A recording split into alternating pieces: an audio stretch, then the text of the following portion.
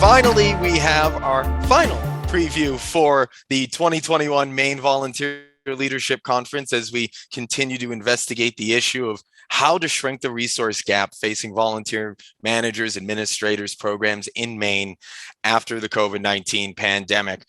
Want to bring in Jared McCannell, a certified volunteer administrator, executive director of the Penobscot Bay Language School, and all-around friend of Volunteer Maine and the Maine Commission for Community Service. Jared, thanks so much for joining us. It's my pleasure to be here. Thank you for having me. Oh, of course. And let's just jump right into it. So we know a little bit about your background, but for the folks at home, could you share some details, please? Sure. Well, my name is Jared McCannell. I grew up in Maine, and then after going through school a little bit, I decided to move to California and study Spanish. Maine wasn't the right place to do that at the time. And when I was out there, while working and going to college, I got involved with a nonprofit called Hosteling International. And this was a great fit for me at the time. It was, something I could do at first at nights while I was going to school. But then they offered me an opportunity to be a volunteer and activities coordinator. And that was in 2006. Now, I had worked with volunteers before that, various roles at different organizations, but very small time stuff. This was the first time I really had an opportunity to build a program from scratch by myself, not that I did it by myself, obviously, but I was in charge of it. Sorry. And right off the bat, I was paired with this wonderful person. She became my mentor, Jill Friedman Fixler, who literally wrote the book on boomer volunteer engagement. And that was the start of my professional career in volunteer management.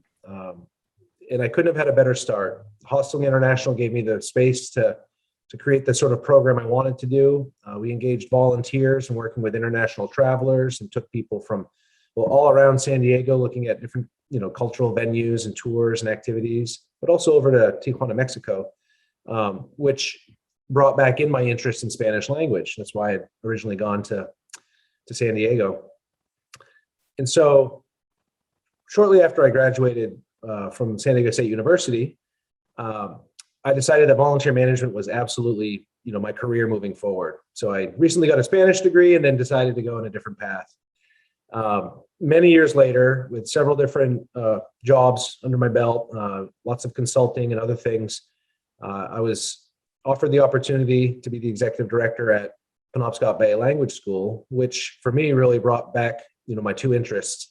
That nonprofit management experience and program experience on one side, professionally, and then I had that academic and personal background in Spanish and language interests.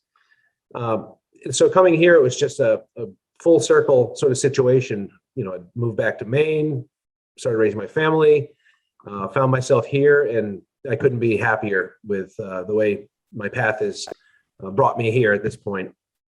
I know there's a road ahead for sure, but and of course, this recent pandemic or the current pandemic has certainly offered some challenges, during this time and everything.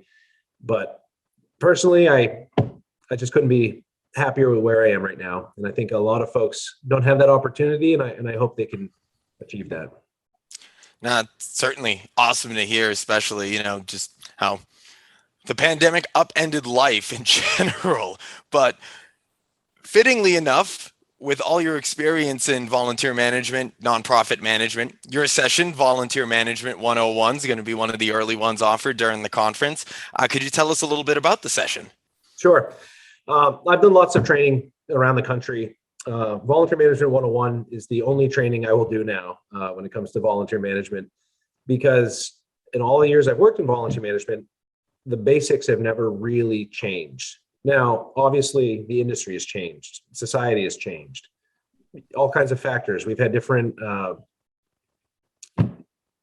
presidents who supported or didn't support or, were apathetic. And with all of that, with all the fads coming and going of how to manage people, not in volunteer management, but in general, it comes right down to it. You need to know who is doing what, when, and sometimes where if you don't have a fixed location. And so when you build a training on that and you really take people back to the basics, but then give them the tools, give them a snapshot of the volunteer management process. That's real important because you might be great with people, you might be great at organizing, but there's definitely a tried and true process. Now, it's not linear necessarily. It can be very fluid. It can be very complex or what's the word I'm looking for? Sorry. Blanking on. Yeah, no worries. Doesn't matter. But there has to be an understanding of the very basics, of how to plan a program, start to recruit for that program, how to onboard people, what that includes, whether it's interviewing, training, orientation, so on and so forth. And then the hard part is, once you got them, how do you supervise them? How do you keep them involved? How do you keep them engaged? Those are the things that people absolutely need from the get-go. And I find I love teaching that seminar, and I will, do other seminars at some point. But this one right now, I think it's just so important, especially when volunteer management is suffering with this resource crunch. The folks that we bring into the field need to have a solid foundation in how to do it. And it's also part of being a CVA is advocating for the sector, advocating for the profession. And I take that very seriously. I wouldn't be the person I am today if I didn't have the opportunity to become a volunteer coordinator, have a great mentor with Jill, and continue on to be able to pursue the other things I liked in life, like language and culture. And you mentioned the resource gap that we've been talking about this whole episode and in our conference preview. So wanted to ask this as well. And when thinking about that resource gap, which includes skills that's been caused by the pandemic, what do you hope that people will get out of your session? Sure. This is going to sound cliche. I'm glad you asked that. The one big update I've made to my presentation, and keep in mind that the basics haven't changed. My presentation has been updated, modernized, and has funnier jokes in it, so on and so forth. But one thing I've added, one of the first things I've really changed about it is when you get to the community involvement aspect of volunteer management, meaning you're pulling your volunteers in from the community, you're serving the community, you're measuring their need, or identifying need and helping to address it. One part of the community we often forget about are the other nonprofits, right, that we work with, our colleagues. And yeah, we have conferences like this, and it's great to get people together. But when it comes to the skills gap, volunteer managers are each other's best resource always, period, right? And so starting up groups like, Dovia or VAN, directors of volunteers and agencies, or volunteer administrator networks, or, all the different types of professional groups. And I'll be the first to admit, this isn't an easy thing to necessarily do. You can't live in a silo and have a volunteer managers group. I know that for a fact, because I've tried to start a few over the years. And what it comes down to is, you need a group of people who are not there just to check a box, I've done professional development, but are there to contribute to a greater community of volunteer managers, a greater community of volunteer engagement. I've learned more from other volunteer managers than I've ever learned from any other resource. And so as far as the skills gap go, I'm going to be encouraging people to seek those groups. And if they can't find one in their area, start one. Contact the Maine Commission for Community Service, contact Volunteer Maine, contact me. We myself and a couple of different people, around the state have certainly tried to get some of these groups off the ground. And when people show up, they're awesome. The problem was, as a private individual, not part of my organization, starting, this sort of peer group is difficult. I certainly tried with the Greater Waterville Area Volunteer Administrators, or WAVA, as it was called, as part of the Mid-Coast group, and then of course PAVA down in Portland. These groups are super important, but they have this kind of up and down thing going. And if we could get that more consistent, if we could get people to commit to being part of the profession, not just having a job in volunteer management, I think that would fill that resource gap quicker than any other, thing you could throw at it. But like I said, it's hard, and when I tried to start Guava, And at first it was great. I talked to local volunteer managers. I roped in a few friends. We had Colby in the area. I lived in Winslow at the time.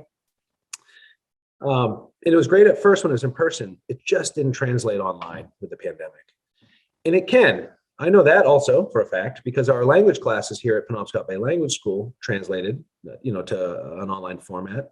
So I know instruction can be done online or peer groups, discussion groups.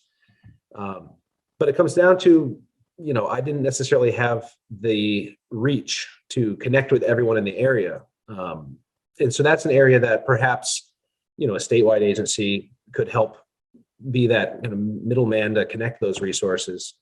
And I'm not suggesting that Volunteer Maine hasn't tried that. I mean, I know Guava has been on the website, the Mid-Coast Maine group, PAVA, it's there. But we still have that's part of the resource gap that I think we can fill. So that's my 2 cents on that. Well, what a transition for me, because that is definitely actually something that is in the works to be launched soon. So a statewide volunteer managers network with volunteer managers and them teaching each other, basically. Yes. So you're right on the nose, Jared. Sign me I'll up. call you. Yeah. And quite honestly, I'd be happy to kind of reboot Guava and Volunteer Administrators of Mid-Coast Maine, VAM, I kept on saying the Mid-Coast group. I'm sorry, I blanked on the name for a second. But, we have some groups that are kind of defunct right now, but they have Facebook pages. They have people behind them that, want to get them off the ground again, but have just had a hard time. So please, Sue Hathorne, reach out to her, reach out to me when you're doing this. I'd love to get something like Guava going again. Awesome. We're on it. Great. Well, I'm sorry, to answer the question, towards the end of the presentation, I'm going to talk about that community engagement and connecting with your peers. That's my contribution to the resource gap. Well, no, and we're lucky to have you as a resource, Jared. I think it's going to be a fantastic session. And I just also have to say, it is every internal branding content manager's dream to have some form of breaking news on an internal piece of content. And we just got that. So a bonus. That's awesome. But seriously, we figure that you'll be involved in some capacity with that network. And I know Kelsey's doing a lot of work behind the scenes on that. So keep an eye out on our website for more information on that. And of course, on our website too is where you can find all the information about our speakers, about the sessions, and of course, to register for the conference if you haven't done so yet. But thank you so much, Jared, for taking the time. This was great. And I really think, especially your answer around the resource gap caused by the pandemic, I really think, and I really hope that will open some folks' eyes on the importance of volunteer management to help solve this. So thank you again. Brian, and you're welcome. And I'd like to tag one thing. I know you're wrapping up. That resource gap existed before the pandemic. The pandemic, I think, amplified or magnified it. And I'm only saying that because I'm playing the long game here. Oh, yeah. No, that's a fantastic point. Yeah. That's all. I just wanted to throw that in there. I really appreciate what you guys do. Please say hi to Michael, Mary Alice, and everyone else, on the commission and on the foundation. I miss you guys. I enjoyed working with you in the past, and I'm looking forward to continuing to work with you in this capacity. Well, you can't drop a bomb like that and then say that you miss it. Like, you're coming back, my guy. You're coming in. Well, I told you I'm a lifer here now. So, yeah. Well, thank you so much. No problem at all. Thank you again, Jared McCannell. And again, as we said, volunteermaine.gov, that's where you can find all the information on the session. So.